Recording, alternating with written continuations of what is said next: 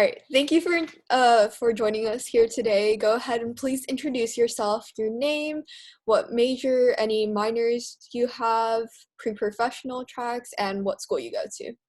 Okay. Well, I go to UCSD. You can't really, I wore this on purpose. I go to UCSD. My name is Hanson Kim. I'm a rising third year. I'm majoring in political science with an emphasis on international relations.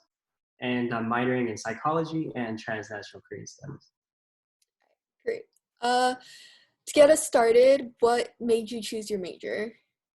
Uh, well, initially I came in as a psychology major, and right now I'm in Air Force ROTC, which stands for Reserve Officer Training Corps.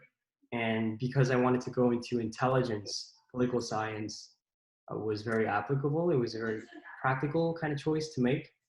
And also because I guess I wanted a better understanding of the way different states, we call it, kind of work together in this now uh, exponentially integrated global system that we have.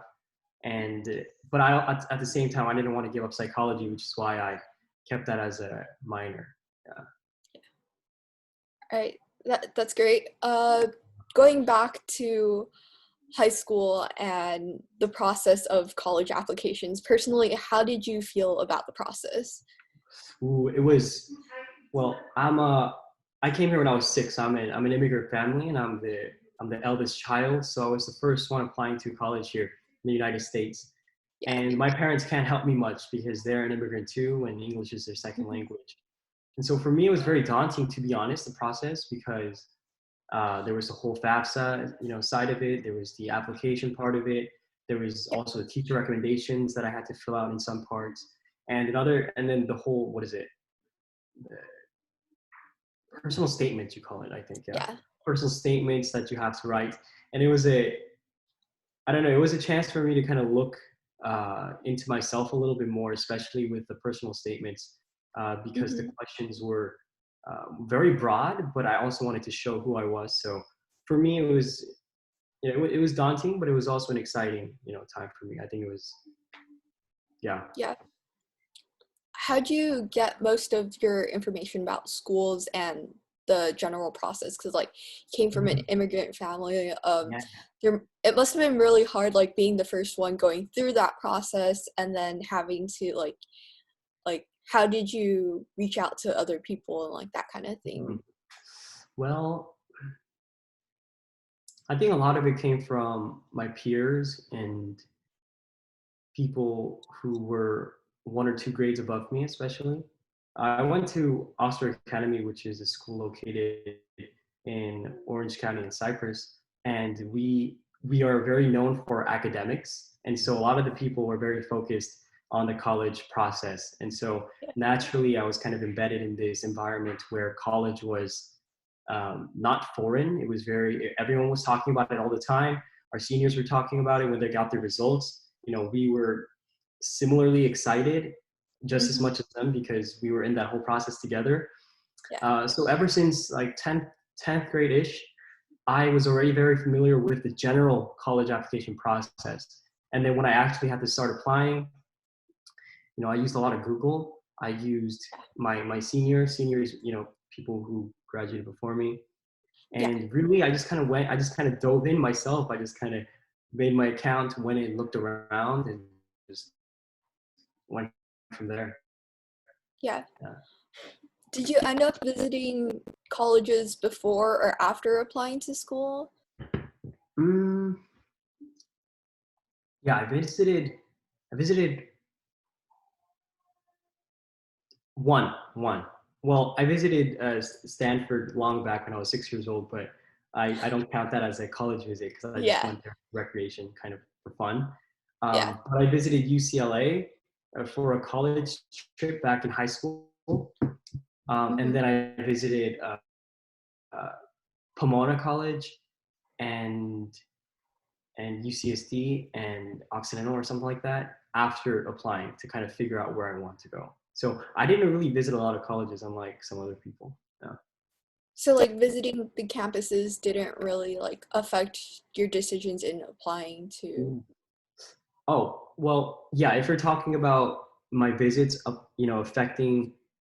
affecting my application, then no, Mm-hmm. because I barely visited any universities prior to applying. But in terms of making my decision once I got my results, it Yeah. definitely would make a difference. Yeah. Yeah. All right. Going back to the application process in itself, how would you rate the overall difficulty of the process? Mm, 10 being the hardest and one being the easiest, I would Yeah. say like seven, because it's straightforward, really, to a point, it's straightforward.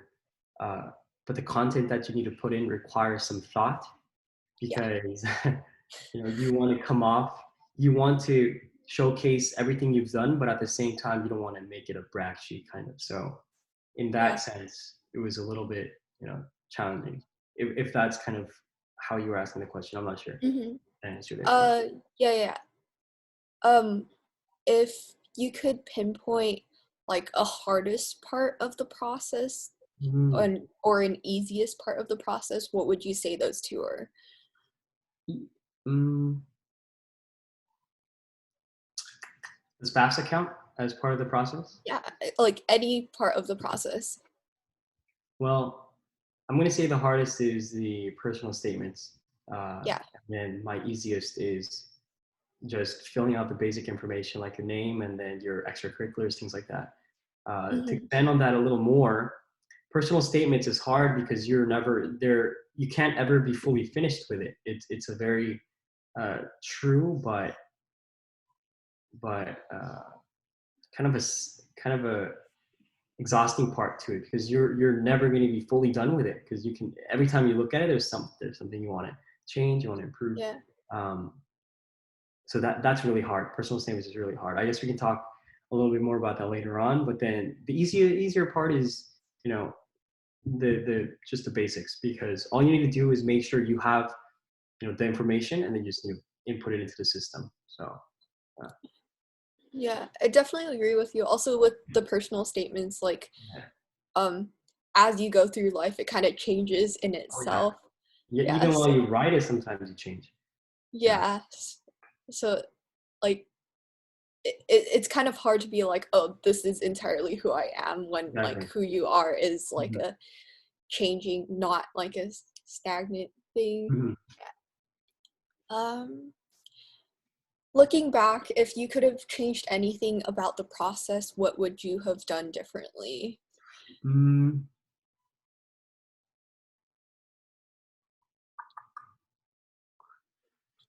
Mm, I don't know. I don't think I would change anything, because Mm-hmm. even though sometimes the results might not be quote unquote accurate, in the sense that the people who are evaluating your application is, they're not fully aware of who you are just through the application. But at the same time, there's not a lot of different ways you can change the application to truly showcase who you are, because it includes your GPA and your SAT and your extracurriculars and your personal statements.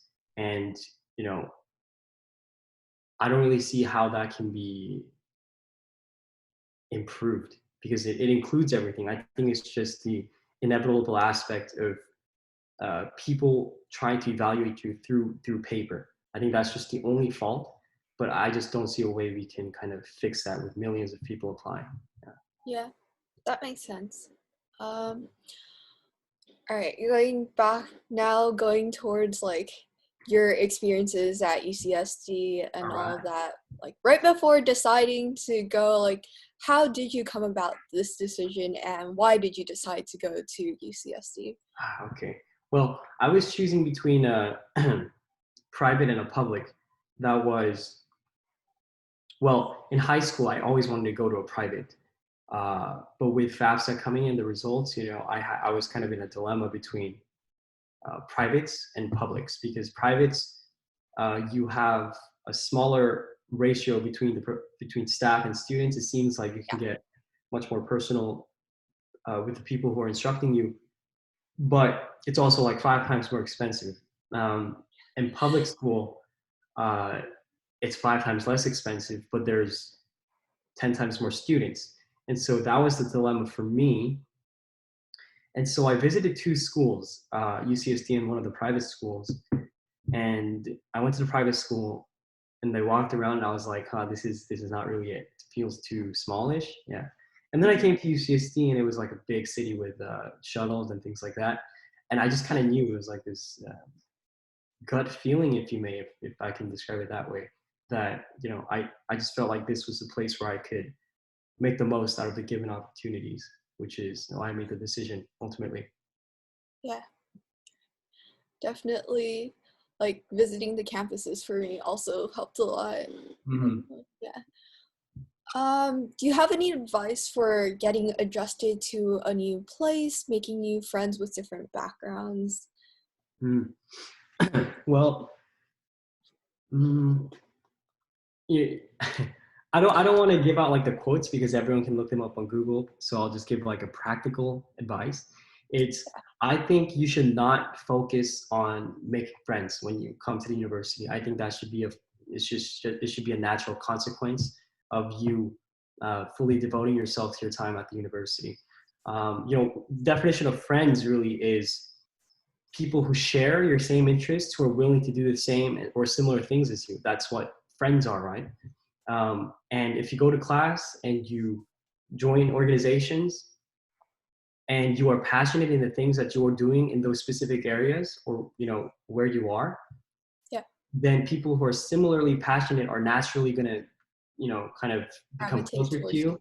Exactly. And you're going to make friends. But if a student tries to go to a university with thinking in their mind, I'm going to go make friends and I'm going to do school, like two separate things, then that's where it kind of gets hard because you're going to try to make friends, but how are you going how do you answer that question? Like how do you, making friends should be a follow up of going to classes, going to organizations, living in the school dorm, commuting, and then Hmm. friends, just naturally follow.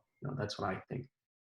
Yeah. Yeah. That makes a lot of sense, and Mm, I respect your advice. But also, my follow-up question would be like during a time like COVID, mm, and all classes and like a lot of people aren't able to dorm or like they're not comfortable with dorming, and certain things that would have the consequences of making friends automatically wouldn't happen. So what advice would you give in these times for incoming freshmen, anybody? Yeah. that's a very good question, and it's a question that I really don't have an answer to because I am thinking about it too. But I think at this time your priority should be safety and academics and family. And COVID it's global, and everybody is going through the same thing as you. And once this ends, everybody is going to be just as eager to make new friends, which means you're going to get double the amount of friends that you couldn't have now when you get back to school. So friends are important. Social life is crucial for a human because we're social beings. But I think for now, students that are incoming freshmen, you should worry a little bit less about the social life because it's definitely a part of college, but it's not the definition of college. So focus on your classes and just staying safe, wearing your mask and things like that. And try to meet friends through, when you're in class, participate. And maybe if there's a person who you vibe with somehow on screen, then maybe you can get in touch with them. Get in touch, stay in touch, you maintain your friendships. And Yeah. once it ends, then you can fly, So Yeah. that would be my advice. Yeah. All right. How are your classes sizes like at UCSD? And do you personally prefer larger or smaller class size environments? I know you were kind of talking about the debate between public school, private school. Like, did you end up satisfied with what you got? And like, yeah, what are your thoughts on that? So I'm very satisfied. I guess I'll answer your last question first, and then segue into the first questions. I'm very satisfied because UCSD specifically, well, maybe not specifically. I don't know about the other colleges, but we have a system where it's like a pyramid. We have large lectures, and then we have smaller discussion sections, and we have like tutor sessions if you want to, if you want to participate in those. And so for me, whenever I'm in a large lecture, I know that there's a smaller discussion section that I can resort back to if I don't get something. And so at UCSD, I didn't really have to choose between large classes and smaller classes. Mm-hmm. Whereas in a private, I'm assuming you're going to be kind of left without an option in terms of the large lectures. So I was very satisfied. It was, and the unit and our university's education system, classroom system, I think is very effective. Yeah. Do you have any experiences with a lab class? And would you like to talk about that if you do? Mm, well, if you're referring to lab as like chemistry or biology, then unfortunately not, because I'm currently a poli-sci major. Mm-hmm. But ROTC, we call one of the sections leadership laboratory, so that's considered a lab, but it's at SDSU, so I guess it's a little irrelevant to UCSD, but yeah. Or like, would you like to talk about that anyways? It Sure. is still lab experience. Yeah. So for anyone who wants to try out ROTC, laboratory is always, I would say, it's always more hands-on. And for us, the leadership laboratory, they kind of provide and create an environment where we can practice the customs and courtesies of military.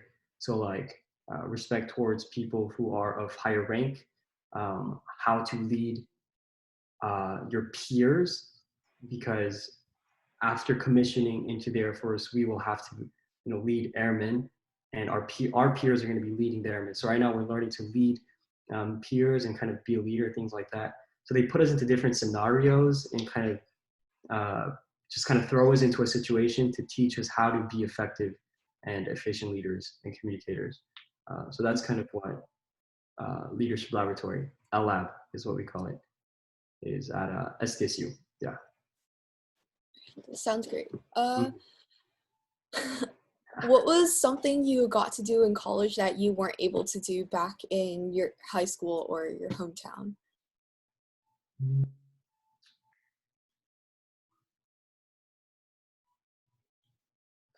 I was able to organize my time uh, solely under my control, right? So because I don't need to depend on anybody to get somewhere or to get back home. So, Mhm. because in high school you have your parents that drive you around, but once you get your longboard, then you don't need your car anymore, right? So I had my longboard. So for me, uh, the difference that really stuck out the most was I can plan my day, knowing that as long as I can do it, then I can put that on my calendar. So I was Yeah. very busy for the first 2 years. Um, I think that was my biggest difference. Yeah. Um, what was the experience of living in college like for you specifically? Did you dorm with someone you knew in high school, a complete stranger? How did you find the person if it was a complete stranger? Mm, I found my roommates during our school's orientation, and I kind of just talked to them a little bit during orientation, and then realized that I think we get along well. So we decided to sign up for the same room our first year, Mhm. and then we lived again together the second year. So that's how we met, and that's kind of how I did my housing. And my experience was great because my roommates, my roommates, my first year and the second year, we were suite mates because we had our own rooms. Yeah. But we all shared very similar values of kind of just sleeping early, waking up early. Yeah, sleeping and waking up early. Not bringing in like a lot of friends, kind of keeping our suite for ourselves, things like that. So in terms of that, it was great because I didn't really have to argue with them at all in terms of our uh, living condition, kind of. So that was great. And also, uh, I just loved how the second year I got my own room. So I thought that was really nice. How UCSD kind of makes it so that the first year you're living in doubles and triples, and then the second year they give you an option to live with your own room. And I think that was great. Yeah. Mm-hmm. You talked a little bit about ROTC.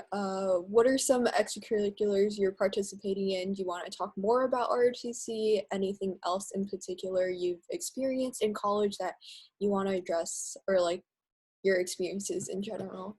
Yeah, yeah. So ROTC is like it's like a second university to me because it literally takes up just as much time as classes.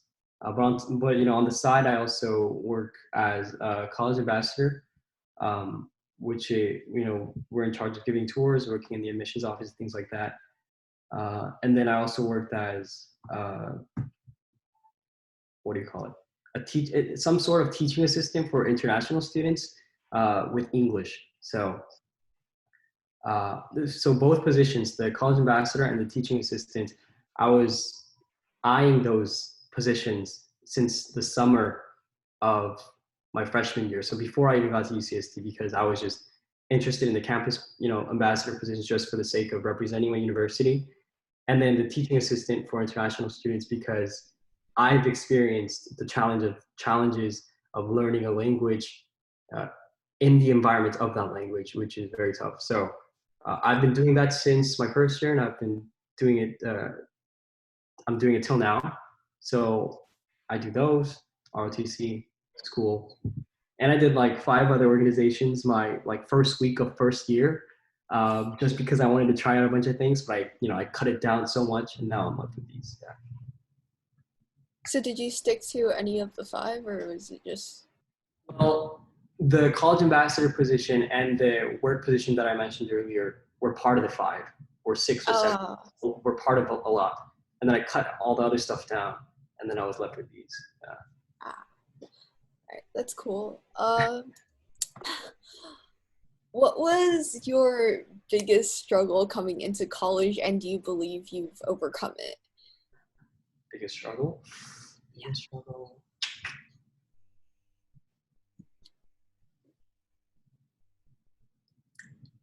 Hard question, because Yeah. I personally haven't. I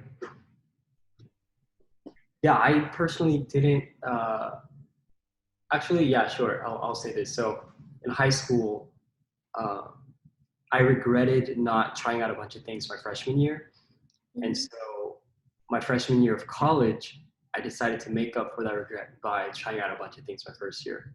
And a result of that was my schedule being too packed, to the extent where I have to do ROTC from like 4 a.m. in the morning to classes to job and like homework. And then by the time that all ends, it's like 10, 11, and I have to wake up again at 4 a.m. for ROTC. Right? So that was really tough my first year. And I overcame it, as you can see, because I'm still alive. And Yeah.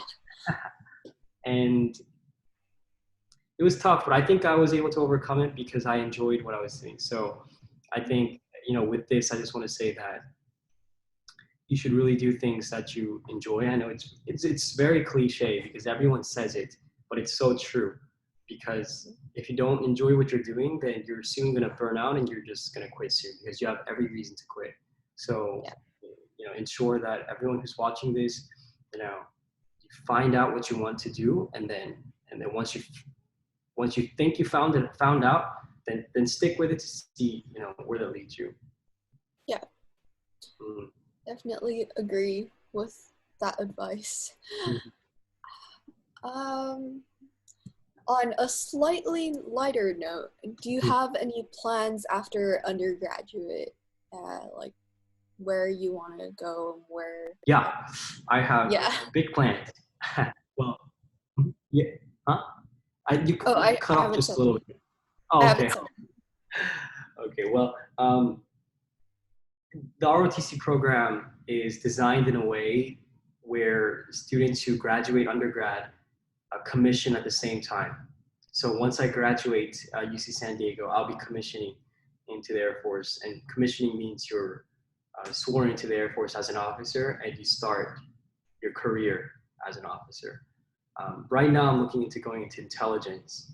And intelligence, simply speaking, is a sector of the Air Force and the military in general that gathers information so that people up higher up in the chain of command can make decisions and take action, right? So I'm hoping to go into intelligence or work with Southeast Asia, hopefully. Uh, so that's my plans, yeah. And that's what the summer thing is all about too. Yeah. Well, good luck with that. Thank you. Uh, to end us off and like wrap everything up a little bit, one last question. If you could give advice to high school students, what would it be? Ooh. Yeah. You know, I think these are the type of questions that you see in the comment app of what is it, the personal statements, which is why I've been saying that it's so hard because it's very open, but it's packed. But you can pack it with so much. So for high school students, kind of rewinding my head back like 2 years, you're at a place where you're thinking about your future job and career, but in the middle, right before that, you have to jump over this big hurdle called university and college. And for a lot of people, for most people, for everyone who's looking at this video, probably university is huge because it's the stepping stone to the next point in your life, and it seems as if uh, in that moment, at least for me in high school, it seemed as if the university was the deciding factor for my next step. Yeah. Uh, and and it's true to an extent, but it's not. There's a very fine line between that. So my advice, so general. My advice is for university, you have to trust your gut, kind of. So if you can't visit a university, kind of research it, and don't worry about the stats too much. Don't worry about the name too much, but kind of think about where you think you can do your personal best. And once you think you've got an idea, then push through with that idea and really put all your effort into it. Because the truth is, uh, universities, universities offer opportunities, and some universities are going to offer better opportunities than others. But it's dependent on you because no one is ever going to take advantage of all the opportunities. It's there, but it's up to you. So you're the deciding point. So if you put in the effort, then no matter where you go, then I think that you can succeed. And that's succeed is such a general word again because that depends on who what you consider succeeding. But depending on how much effort you put into whatever college you go to, then you can reap the benefits of that university. Um, and this is a good and bad point for a lot of people because uh, it promises you that if you put your effort in, then the university is gonna meet you halfway there. But also at the same time, if you go to the best university, but if you just trust the university and don't do anything, or do minimal effort, then you're not gonna go anywhere. So realize that high school is just it's a halfway point. Like just because you got into a college, it does not mean that you're set. And just because you didn't get into the college you want doesn't mean that you're doomed. It's just a start. So that's the first mindset you need to have.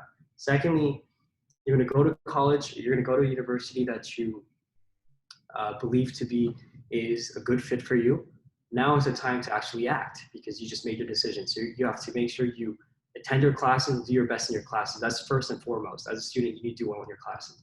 Secondly, take advantage of the opportunities that the universities offer because universities in America are they're outstanding. The top number one university in Korea is like ranked 100 in the United States. UC San Diego is like 30 in the world. Well, number one in Korea is 100 in the world. UCSD is 30 in the world. It's like United States offers just phenomenal education. To take advantage of those opportunities. And once you take advantage of those opportunities, you're going to slowly figure out what it is that you want to do in the future. A lot of people, I think, have concerns in high school because they think they need to know what they want to do already. And that's not the case for a lot of people. A lot of people are going to say that they know exactly what they want to do. But, if you dig in just deeper into their hearts, they're just as confused as you. And a lot of people change their majors all the time in college. So don't be afraid to switch majors. Don't be afraid to try out new things, because that's the way you're going to figure out which doors are closed and which doors are open. To take those opportunities. Um, and that's really all I can give you, because that's where I'm at right now. I'm at the university stage, so I can't say anything else past that. So For for sure. everyone that watched this, I wish you the best of luck uh, with your application and your decision. And if you put in your effort, I'm confident uh, that you will, do well. And I wholeheartedly second all the advice Hanson just gave us. All right, thank you for joining us here today. So did you